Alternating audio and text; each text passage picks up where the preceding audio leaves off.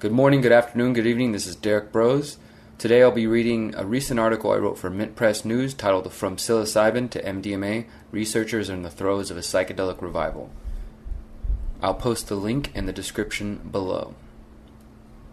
A flurry of researchers looking past the stigmas on psychedelics to investigate whether some perception-altering compounds might be useful in the treatment of depression, PTSD, anxiety, and even addiction. Side note here, this is the article that I produced for Mint Press on the weekend of October 10th and 11th when I visited New York City to attend the Horizon Psychedelic Conference. Research into mind and perception-altering drugs flourished in the 1950s, then floundered amid an atmosphere of demonization and legalization in the following decades, particularly under the Nixon and Reagan administrations. Yet researchers are taking up the cause again, exploring the possibility that psychedelic compounds might effectively treat afflictions, including depression, post-traumatic stress disorder, addiction, and anxiety, much the same as their peers set out to do decades ago. From Imperial College London to Johns Hopkins University in Baltimore and New York University, there are murmurs of a renaissance in psychedelic research and thought. In 2006, Ronald Griffiths, a psychopharmacologist at Johns Hopkins University School of Medicine, and a team of researchers published a groundbreaking article in the Journal of Psychopharmacology. Psilocybin can occasion mystical-type experiences, having substantial and sustained personal meaning and spiritual significance. The paper concludes that, quote, when administered under supportive conditions, psilocybin occasioned experiences similar to spontaneously occurring mystical experiences. 2/3 of those involved in these sessions describe them as being among the most meaningful experiences of their lives. Griffith's lab pressed ahead with their work in a 2014 study on the possibility of treating nicotine addiction with psilocybin, the psychedelic component of magic mushrooms. Participants had 3 psilocybin sessions and 3 cognitive-based therapy sessions to diminish cravings. 80% of those who received the psilocybin treatments abstained from nicotine for the next 6 months, while less than 7% of those who received traditional nicotine replacement therapy were successful for more than 6 months. Those who reported a mystical experience had the most success in breaking their addiction. In an interview with the Multidisciplinary Association for Psychedelic Studies, or MAPS, Griffiths described the mystical experience as a, quote, sense of interconnectedness of all things, a sense of unity. That sense of unity is often accompanied by a sense of sacredness, a sense of open-heartedness or love, and a noetic quality suggesting that this experience is more real than everyday waking consciousness, end quote. Across the Atlantic, a 2010 study conducted at Imperial College London also investigated the effects of psilocybin in treating anxiety, depression, and PTSD. One study participant described his experience following a session. Quote, I simply don't have the words to describe the experience, but I can say that the usual self-narration that we have vanished completely. It was replaced by a sense of a beautiful chaos, a landscape of unimaginable color and beauty. It was as if daily reality was entirely fake, a bizarre dream, and what I was experiencing now was the real thing. I began to see that all my concerns about daily living were irrelevant, that they were a result of a spiral into the inconsequential. I also felt that I was learning without being taught, that intuition was being fed. Fleeting feelings from my past came back, memories too, both of which seemed long forgotten. Although it's only days yet, the results are amazing. I feel more confident and calm than I have in such a long time. My outlook has changed significantly too. I am more aware that it is pointless to get wrapped up in the endless negativity. I feel as if I have seen a much clearer picture of which this life is just a tiny part, so it seems ludicrous to worry so much about it. Another side of this is I feel I have had a second chance, like a survivor, someone who wants to live for the day, for the experience. I feel like I can enjoy things the way I used to, without the cynicism, without the aggression. At its most basic, I feel like I used to before depression. The demonization of the mystical experience.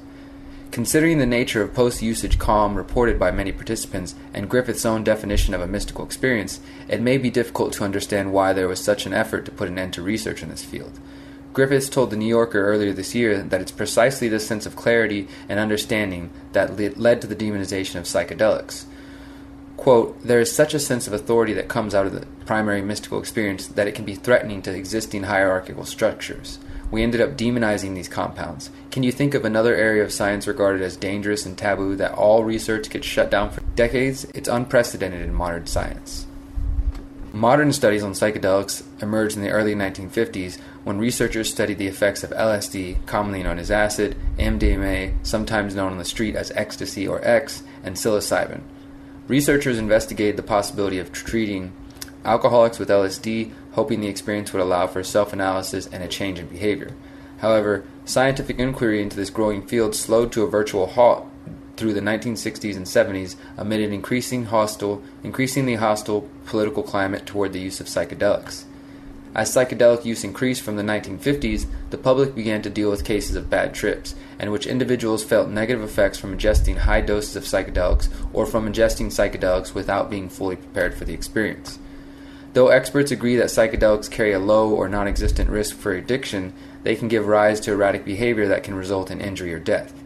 Even in this study, where we greatly controlled conditions to minimize adverse effects, about a third of subjects reported significant fear, with some also reporting transient feelings of paranoia, Roland Griffiths told Johns Hopkins of their 2006 study.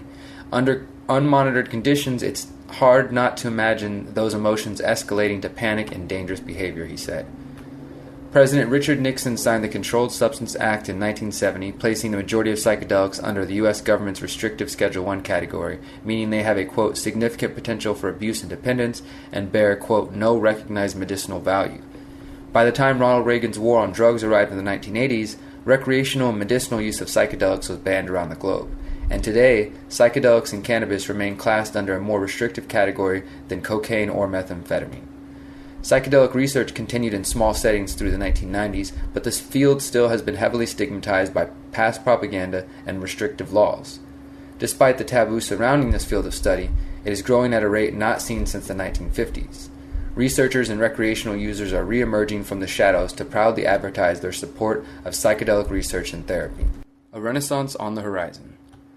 One of the top events for psychedelic researchers, scientists, advocates, and users is the annual Horizon Psychedelic Conference in New York City. Now in its 9th year, the festival has grown to a 2-day event hosting researchers from universities in the U.S., Europe, and South America, as well as psychedelic activists and advocates. Among the speakers at this year's Horizons Conference were Rick Doblin, founder and executive director of MAPS, Michael Bogenschutz, professor of psychiatry at NYU School of Medicine, Gabriel Egan-Liebes, co-investigator of NYU's qualitative study on cancer-related anxiety and psilocybin, Frederick Barrett, faculty member in psychiatry and behavioral sciences at Johns Hopkins University School of Medicine, and Robert Carhart-Harris, research associate at Imperial College of London. Carhart-Harris managed the Imperial College brain imaging study for the last 6 years, examining the brain activity of individuals suffering from depression during psilocybin sessions. In order to understand how psilocybin creates its effect and how those effects alter brain activity, the team worked with specialists in the mathematical model of brain networks. When we looked at our initial data with psilocybin, we saw very clear overlaps between how psilocybin was working in the brain and how other effective depression treatments were working in the brain, Carhart-Harris told Mint Press News. This data, combined with accounts from patients, convinced his team that psilocybin might be useful in treating depression. Volunteers were saying they felt better. They were no longer consumed by the mundane with day-to-day chores, he says. They felt lighter, more positive, more optimistic. Carhart-Harris and his team discovered that under a dose of psilocybin, the brain's default mode network, connected to high-level thinking in humans, became chaotic and disorganized, specifically in the area of the brain which is believed to be linked to sense of self.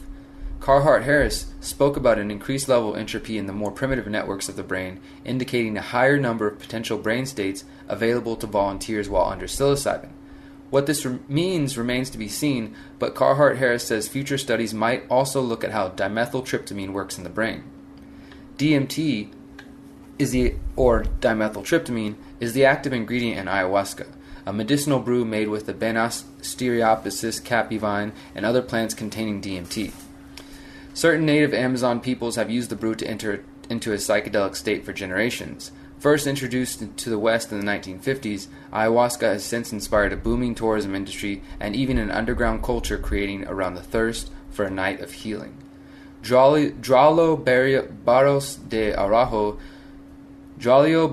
de Araujo, professor of neuroscience at the Brain Institute in Natal, Brazil, is part of the team leading research into the possible treatment of depression using ayahuasca, which the U.S. classes as a Schedule I drug, Spoke at the Horizons Conference regarding theories that the ayahuasca trance and healing experiences that are typically reported might be helpful in treating individuals with treatment-resistant major depressive disorders. Another area where psilocybin research is proving valuable is the possible treatment of cancer-related anxiety. Starting in 2009, the NYU School of Medicine has studied the effects of combining psilocybin sessions with psychotherapy to treat anxiety in cancer patients. Gabrielle Agen-Libes has been conducting clinical treatment research with psilocybin at NYU School of Medicine since 2012. She was also the co-investigator in a qualitative interview study which sought to subjectively describe the experiences of participants. At the Horizons Conference, Agen-Libes shared a short film highlighting the experiences of 3 of the participants. Viewers were asked not to share photos, recording, or transcripts of the short film. Each person describes feelings of joy, terror, and confusion, but ultimately healing, forgiveness, and love. We wanted to understand their process of meaning making, she told Mint Press. When it comes to healing addiction and trauma, psilocybin is not the only alternative to standard psychotropic drugs. MDMA has also been studied for its many potential benefits. In 2012, MAPS released a long-term study on the benefits of MDMA and the treatment of PTSD. The average time between the final experiment treatment session and the follow-up data collection was 3.5 years. MAPS founder Rick Doblin discussed the organization's efforts to complete an international series of studies exploring the risks and benefits of MDMA-assisted psychotherapy as a treatment for chronic treatment-resistant PTSD. As recently as April 2014, researchers with the University of Connecticut School of Pharmacy found that MDMA-assisted psychotherapy could be useful in treating PTSD. Doblin is working to get approval from the FDA for MDMA treatments by 2021. Yet, obtaining approval for the therapeutic use of MDMA requires a lengthy process and several bureaucratic hurdles. If MDMA succeeds through the various phases of research, MAPS will still be required to submit a new drug application to the FDA. From there, the FDA will review the application, determine how to label the product, and inspect the manufacturing facility. The FDA will be re-examining not only the production of MDMA, but also the therapy protocols proposed and tested by MAPS during clinical trials. Finally, the DEA will have to adjust the Schedule I status to a lower status which recognizes the drug's medicinal benefits. Another hurdle in furthering psychedelic research is acquiring funding.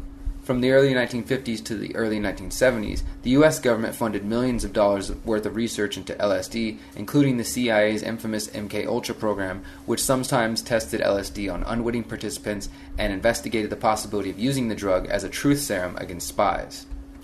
When psychedelics were relegated to Schedule I status in 1971, the majority of studies were ceased and funding was not readily available. In the decades since, MAPS has become an influential source of funding for researchers seeking to study psychedelics. Other institutions such as the Hefter Research Institute and the Beckley Foundation have stepped in to provide private funding for the psychedelic research. This is really becoming a story of science. Beyond the medicinal applications, psychedelics are also well known for their ability to induce life-altering experiences, as with Roland Griffith's mystical experience. Ingesting LSD or psilocybin allows for deep introspection in which individuals might reassess and make radical decisions about how they live their lives. Griffiths and his team at Johns Hopkins University School of Medicine found that the experiences gained through psychedelic usage might be essential to not only treating addiction and depression, but to fundamentally rethinking how we live. Griffiths told MAPS, quote, "I believe that the experience of unity is of key importance to understanding the potential existential shifts that people can undergo after having these kinds of experiences." Dr. Frederick Barrett is a faculty member of psychiatry and behavioral sciences at the Johns Hopkins University School of Medicine. He received training in behavioral pharmacology of classic hallucinogens as a postdoctoral fellow under the mentorship of Griffiths. With Griffiths, Barrett worked for 2 years on a study of how meditation affects the brain. Barrett has also studied cognitive neuroscience of music and has examined the role music plays in evoking spiritual experiences in the brain. At the Horizon Conference, Barrett gave a talk titled Psilocybin, Meditation, Mystical Experiences, and the Brain. Barrett says, "I have always had an interest in studying altered states of consciousness and studying emotions and emotion processing in the brain. I have played music most of my life, and I've always approached music from the perspective of its value and power in harnessing an emotional feeling and helping us regulate our emotions and express our emotions." Barrett believes the shift towards psychedelic treatments will come as more people look for alternatives to treating conditions such as addiction. He told Mint Press, Quote, over 50% who receive their initial treatment do not respond, so that leads to a second or third treatment. And then you have maybe 15% of individuals who are deemed treatment resistant for depression. This is a real challenge in the field. The same is true for addiction. As the number of studies on psychedelics rise, the size and scope are expanding as well. The more studies conducted under rigorous scientific conditions will increase the likelihood of psychedelic medicines available by prescription. Although Derrick cautions, quote, we need to do more studies, more critical investigations, more comprehensive investigations. He says he does believe the tide is turning in favor of psychedelic treatments. Barrett says, I think people are frustrated that we can't find effective ways to treat people. At the same time, because studies with hallucinogens are being done at such reputable institutions and with such care and with open-mindedness, that this is really becoming a story of science, where in the past it was a story of politics or culture wars. I think we are moving past that. Experts urge defined conditions, careful preparation, and a competent guide. Amid the revival of psychedelic research and inevitable recreational use, most researchers agree that a relaxed mindset, subdued environment, and competent guide are critical to unleashing the positive, healing potential of psychedelics and minimizing negative effects like fear and nervousness. Quote, under very defined conditions with careful preparation, you can safely and fairly reliably occasion what's called a primary mystical experience that may lead to positive changes in a person, Roland Griffiths told Johns Hopkins. Likewise, Dr. Robin Carhart Harris recommends street users exercise caution. He says, you can be fooled sometimes if you only self-experiment. If someone is suffering from depression and wants to give it a go but does not want to do the study, you should have a guide with the proper setting and the right time to integrate the experience and making sense of it. That's difficult to do without the right professional support. From a professional point of view, that's not something I can easily endorse because I see the importance of having good psychiatrists and psychotherapists around to study. Indeed, one of the reasons many of the current studies on psychedelics are not reporting significant negative or frightening experiences among participants may be due to the rigorous screening process used to select volunteers. Every volunteer is carefully screened, then guided through the experience with therapists at their side. Another factor is that low doses are often administered to participants and in purer forms than are often bought and sold on the street. While government agencies are slow to promote the use of psychedelics, the studies from NYU and Johns Hopkins University indicate that these compounds have the potential to unlock powerfully healing experiences and possibly even allow people to break free from the shackles of depression and addiction. It seems to be true that there is some innate wisdom to the way these experiences play out, Frederick Derrick said to Mint Press. With contemplation, with reflection, with integration, people can work with these experiences and have some true growth. That is, from psilocybin to MDMA, researchers are in the throes of a psychedelic revival. Thank you guys for listening. And if you got this far, I want to give you just a couple of, thoughts of my own sort of behind the scenes. Like I said, this article I just read to you was based off 2 days in New York City, doing interviews and listening to talks at the Horizon Psychedelic Conference, horizonsnyc.org. Check that out.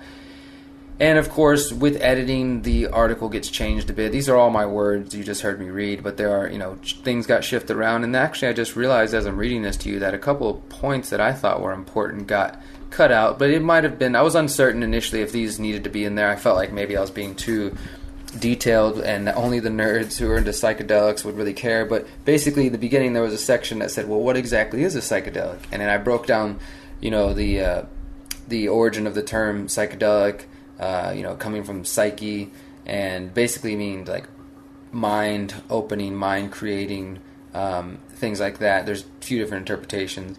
And then I also looked into two other terms, which hallucinogen is mentioned in the article, and there's also entheogen. And what I explained and what got cut out of the article was that some people don't, in my experience, people don't prefer to use hallucinogen anymore because psychedelics, for the most part, especially mushrooms and acid and these type of things, they're not true hallucinogens where you're not hallucinating a completely new world that's not there. I mean, that can happen on extremely high doses, but that's more likely to happen on something like DMT or ayahuasca, whereas with LSD and MDMA and psilocybin mushrooms, you're having illusions. So you see what's happening, you're still aware of the world you're in, but it might melt or it might look different or turn into something. You're not actually hallucinating. What's happening is considered more of an illusion than an actual hallucination where you go to another world or, you like on DMT. So there's that was a detail that got removed, I guess, because the article was already long enough. These articles are supposed to be 1,200 to 1,500 words, and I wrote much more than that because it's a topic that's near and dear to my heart. And that's just another thing, just a bit of background. I've been into the topic and researching the topic of psychedelics and the medicinal benefits since I was a teenager, and experimenting since that point as well. But also in my book, The Conscious Resistance: Reflections on Anarchy and Spirituality, I talk about the benefits of psychedelic therapy done under the right conditions and the growth that can happen in that area. And yeah, just one other thing, just wanted to note how amazing it was because of my history studying these topics and interest in it, to be there interviewing and listening to the leading researchers and getting to do an article on it. And I hope a lot of people see this article. I hope you guys share these audio and video clips, and we can continue this psychedelic renaissance and get more people to consider psychedelic therapy outside of pharmaceuticals. And I just wanted to give you guys those few thoughts on behind the scenes. Be sure to look out for several more interviews and videos from the Horizons Conference, and I've also got another report coming out about medicinal cannabis. Thank you guys for your support. Talk to you soon. Peace.